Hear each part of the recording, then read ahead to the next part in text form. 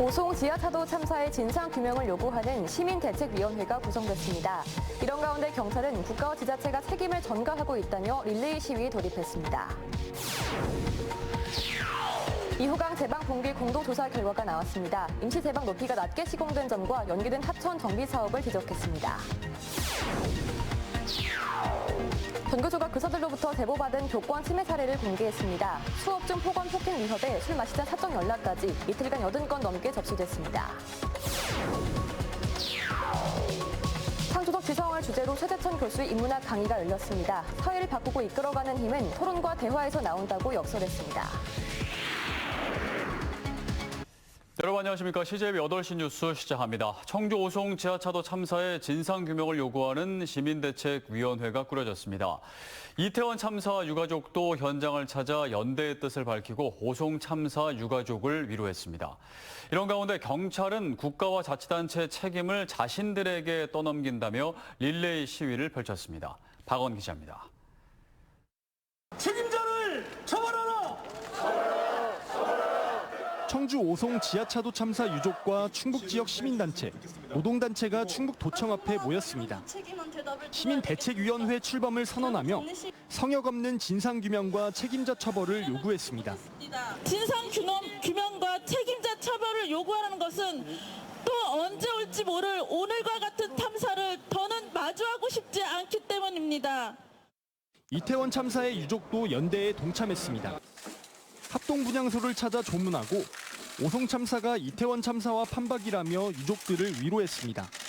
재발 방지를 해야 된다는 게 계속된 이야기였는데 결국은 저희 이태원 참사도 진상규명을 하지 못했고 아직까지 재발 방지를 못했기 때문에 또 이런 참사가 벌어지는 겁니다.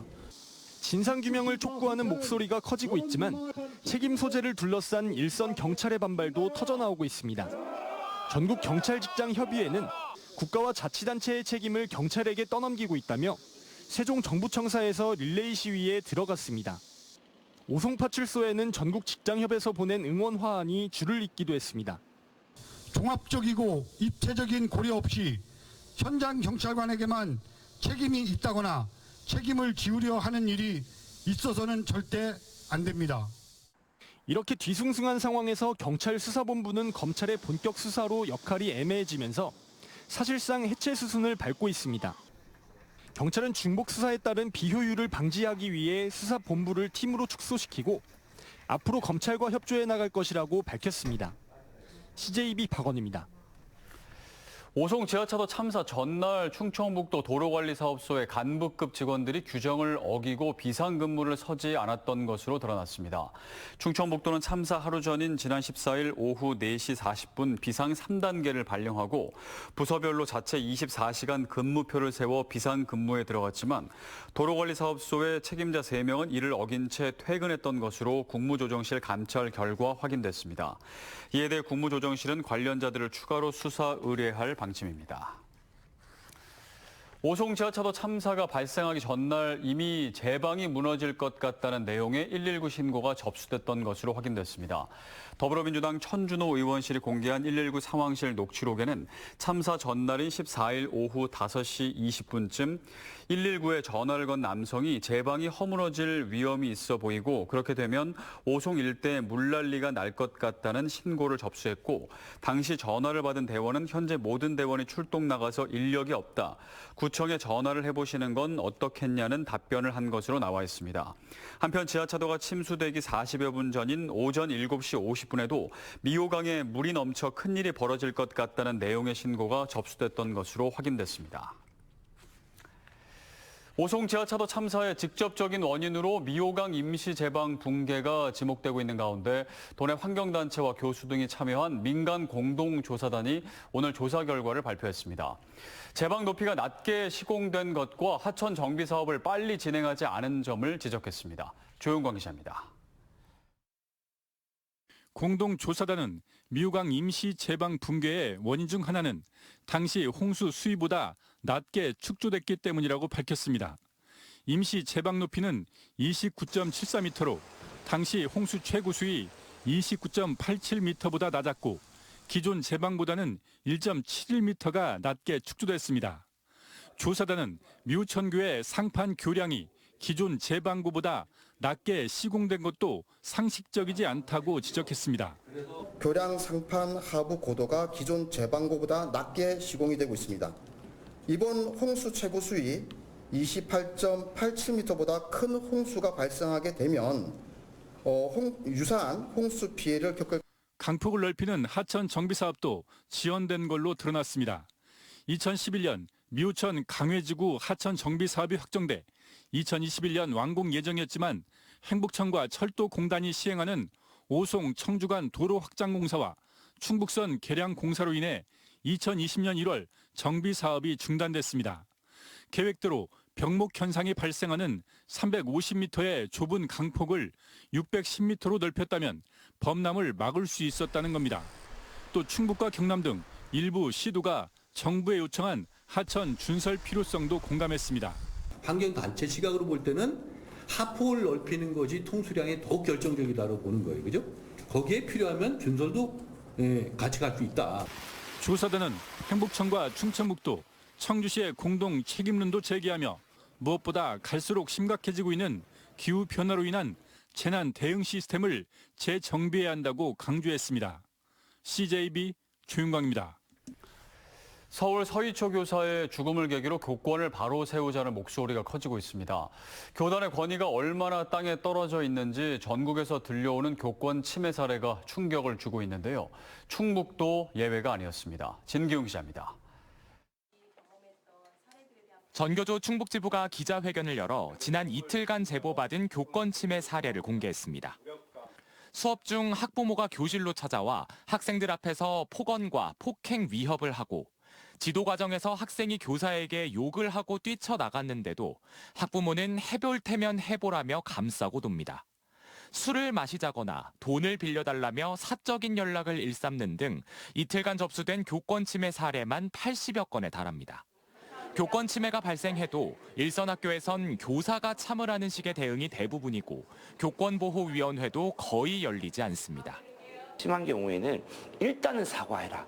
이렇게 노골적으로 요구하는 경우도 있어요. 나 혼자서 이런 싸움을 해야 된다면 그 누구가 정말 나를 희생해서 계속 이 교육적인 헌신을 하시려고 할까. 교권 침해를 호소해도 학교나 교육청, 어느 기관도 나서지 않는다는 것도 문제입니다. 전교조가 전국 교사 14,400여 명에게 물었더니 민원 발생 시 아무 곳에서도 도움을 못 받았다는 응답이 30% 가까이 나왔고 학교 관리자에게 도움을 받았다는 응답은 21.4%, 교육청으로부터 지원받은 건 1.8%에 불과했습니다. 도를 지나친 학부모의 행동을 저지할 수 있는 보호장치나 제도도 없었으며 민원을 대응하고 처리하는 것도 오로지 저의 몫이었습니다. 전교조는 악성 민원인에 대한 교육감 고발제도 도입과 아동학대 신고 시 교사 법률 지원 강화 등을 담은 17개 요구사항을 교육청에 전달했습니다. 수많은 문제를 성찰하지 않고 여론을 잠재우기 위한 단편적인 처방으로 넘어가려 한다면 불행은 언제든지 반복될 수 있음을 명심해야 한다. 학생 인권 강화에 힘써온 전교조까지 교권 보호에 적극 동참하고 나선 건 교단의 위기가 얼마나 심각한 상황인지를 여실히 보여주고 있습니다. CJB 진기훈입니다. 창조적 지성에 대한 최재천 교수의 인문학 강의가 CJB 미디어 센터에서 열렸습니다. 이번 강의에선 AI 시대, 사회를 바꾸고 이끌어가는 힘은 과학기술의 발전이 아닌 토론과 대화에서 나온다고 역설했습니다. 김세희 기자입니다. 지난해 11월 선보인 대화형 인공지능 서비스 챗GPT. 단순 검색을 넘어 창의적 영역까지 수준 높은 결과물을 만들어내면서 월 사용자가 1억 명이 넘는 등 돌풍을 일으키고 있습니다. 이렇게 인공지능이 비약적으로 발전하고 있는 현재 미래 세대에게 무엇을 가르쳐야 하는지가 시대적 화두로 떠오르면서 CJB 미디어 센터에서는 AI 시대의 창조적 지성을 주제로 인문학 특강이 열렸습니다. 최재천 교수는 우리 사회를 바꿀 수 있는 힘은 과학기술의 발전이 아닌 대화로부터 나온다며 토론의 중요성을 강조했습니다. 세계에서 정말 우리만큼 탁월한 민족이 있을까 싶을 정도로 굉장히 잘합니다. 근데 진짜 못하는 거 하나가 뭐냐? 마주 앉아서 얘기하는 걸 못합니다. 암기식 위주의 획일화된 교육 방식의 문제점을 꼬집으면서 창의적 인재를 양성하기 위해서는 교육의 다양성이 필요한 시점이라며 다양한 학문을 접목시키고 협업할 수 있는 통섭형 인재의 필요성을 강조했습니다. 여러 분야를 두루두루 섭렵할 수 있는 그런 멀티플레이어들, 이런 걸 우리 시대가 지금 원하고 있습니다. 실제로 작업 현장에서도 그런 인재들이 각광을 받고 있고요. 또한 지식의 반감기가 짧아지고 있다며 대학이 입시 관문이 아닌 평생교육의 장이 돼야 한다고 이야기합니다. 정년이 없어진다 그러면 80 후반에도 일하셔야 되는데 20대 초반에 대학에 다닐 때 배운 거 가지고 60년 후에 써먹는다고요? 불가능한 일입니다. 인문학 콘서트에서는 500여 명의 학생과 학부모들이 자리를 가득 메우며 뜨거운 관심을 보였습니다. 직접 와서 들으니까 더 실감나고 저희들이 어떻게 정말 이런 교육을 함께 공감하면서 해나가야 될지 그런 생각들이 많이 들었고, 대한민국 독서 캠페인 리딩 코리아 충북 교육도서관 인문학 콘서트는 하반기에도 이어나갈 계획입니다. CJB 김세희입니다. 충청북도가 정부 지원금과 별개로 20%를 추가 지원하는 내용의 호우 피해 특별 지원 대책을 발표했습니다. 도는 주택과 농경지, 농작물 등 정부 지원 분야에 한해 도 예비비를 활용해 20%를 추가 지원하고 피해 집계 결과가 나오기 전인 8월 초 중순 지원금을 선 지급하겠다고 밝혔습니다. 또 피해 규모가 작아 정부 지원금 지급 대상에서 제외된 가구에게도 도 자체 지원금은 지급할 방침이라고 덧붙였습니다. 충북도 내 호우 피해액이 2천억 원에 육박했습니다. 충청북도가 어제 오후 5시 기준 집계한 호우 피해 현황은 공공시설과 사유시설 피해 건수가 2만 800여 건에 피해액은 1,923억 원으로 잠정 파악됐습니다. 응급 복구율은 공공시설 88%, 사유시설 76%의 진척률을 보이고 있습니다. 배우고 싶고 하고 싶은 게 있어도 현실에 부딪혀 꿈에 그치고 말 때가 있죠. 세명대의 한 학생위원회가 고등학생의 꿈을 밀어주기 위한 꿈 실현 장학금 활동을 2년째 이어가고 있습니다. 안정원 기자가 보도합니다. 올해 고3인 서혁철 학생은 얼마 전 한 대기업 프로그래밍 공모전 본선에 올랐습니다. 직접 만든 게임을 출시하는 게 목표인데 필요한 장비 구입비가 고민인 예비 게임 개발자입니다. 지금은 프로그래머가 목표지만 꼭 프로그래머로만 저를 한정시키는 게 아니라 이제 궁극적으로 게임 개발자 또는 뭔가 엔터테인먼트적으로 뭔가를 만들어서 사람들을 즐겁게 하는 일. K-팝 댄서가 꿈인 타인빈 학생은 전문 강습을 받고 싶어도 학원비 부담에 홀로 연습합니다. 학원이 필요해요. 학원이 선생님 있고 같이 연습해야 돼요. 여기서 주문 잘 할 수 있어요. 청소년들의 다양한 꿈이 실현될 수 있도록 세명대학교 학생위원회 밀어주는 위원회가 나섰습니다. 밀어주는 위원회는 사회로부터 소외되고 주변에서 많은 지지를 받지 못한 꿈을 꾸고 있는 고등학생들에게 그들의 꿈을 신나게 실현할 수 있도록 기획하고 지원하는 위원회입니다. 올해 전국에서 꿈 실현 장학금을 신청한 고등학생은 347명. 이 중 자신의 꿈에 대한 열정과 구체적인 로드맵을 제시한 19명이 학생위원회를 통해 최종 선발됐습니다. 약 2천만 원의 장학금은 총장이 전액 사비로 지원했습니다. 고등교육기관에 몸담은 교육자로서 그들을 좀 도와주고 서포트 해주는 게 큰 의미와 보람이라고 생각을 하고 또 사명감이라고 생각을 하기 때문에 장학금에 선정된 학생들은 자신의 꿈을 향해 더 노력하겠다고 다짐해 봅니다. 매력적인 책 같은 배우가 되기 위해 노력하고 있는 저에게 이런 선물 같은 기쁨을 주셔서 감사합니다. 덕분에 저의 꿈에 한 발 더 디딜 수 있게 될 것 같습니다. 꿈꾸는 아이들을 향한 관심과 지지가 꿈을 현실로 피어나게 하는 용기가 되고 있습니다. CJB 안정은입니다.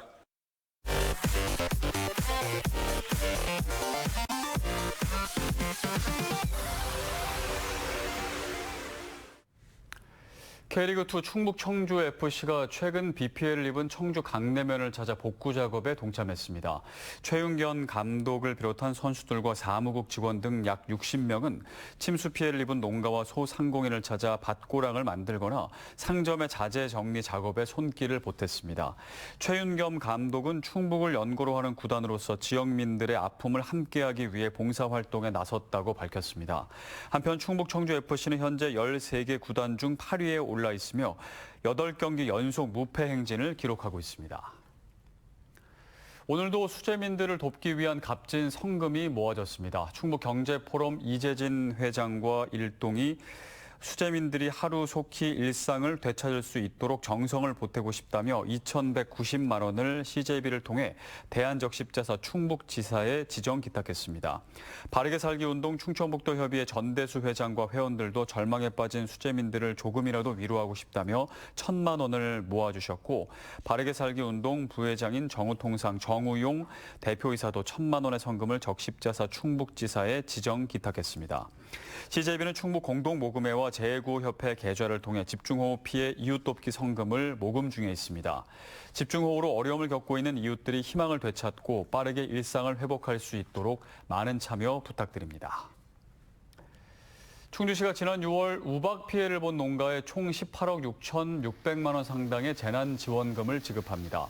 지급 대상은 1,338개 농가 705헥타르로 피해 면적에 따라 최대 950만 원을 이달 말 지급할 계획입니다. 충주에서는 지난 6월 11일 지름 2cm 크기의 우박이 20분 이상 내려 사과와 복숭아 등 경작하는 1,400여 농가가 피해를 봤습니다. 전국적으로 아파트값이 상승세를 보이고 있지만 청주는 3주째 하락 행진을 이어갔습니다. 한국부동산원 집계 결과 이번 주 청주 지역 아파트 매매 가격 변동률은 마이너스 0.01%로 3주 연속 하락세를 보이고 있습니다. 지역 부동산 업계는 올 들어 청주의 분양 물량이 대거 공급되면서 주택 수요자가 청약 시장에 쏠리며 기존 주택 매매는 부진한 것으로 분석하고 있습니다. 충북 지역 제조업계 체감 경기가 넉 달 만에 다시 하락세를 보이고 있습니다. 한국은행 충북본부의 7월 충북 지역 기업 경기 조사에 따르면 석 달 연속 상승하던 제조업 업황 BSI가 지난달보다 2포인트 하락해 71을 기록했습니다. 도내 업체들은 내수 부진과 불확실한 경제 상황, 인력난 등을 경영 애로사항으로 꼽았습니다. 충북창조경제혁신센터가 직접 투자한 1호 기업인 주식회사 파로스 아이바이오가 오늘 코스닥 시장에 상장했습니다. 파로스 아이바이오는 AI 플랫폼을 기반으로 한 희귀 난치성 질환 신약 개발사로 지난 2017년 1호 투자 기업으로 선정된 후 충북센터와 정부, 민간 투자를 받아왔습니다. 이재민 임시주거시설에서 코로나19 집단 감염이 발생했습니다.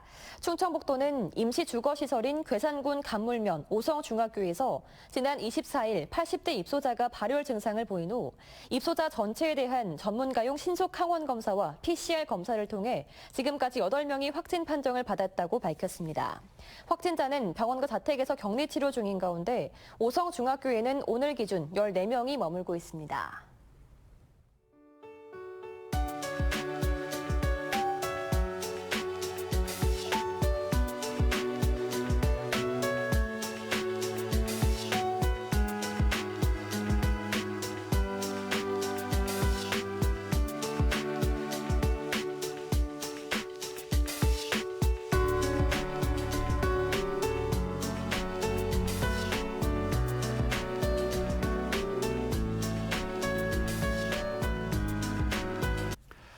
당분간 폭염과 열대야가 이어질 것으로 보여 온열 질환에 대한 대비가 필요합니다. 특히 수해 복구 현장은 특성상 한시가 급하다 보니 자칫 무리를 할 수 있는 만큼 더욱 유의해야겠습니다. CJB 8시 뉴스를 모두 마칩니다. 함께해 주신 여러분 고맙습니다.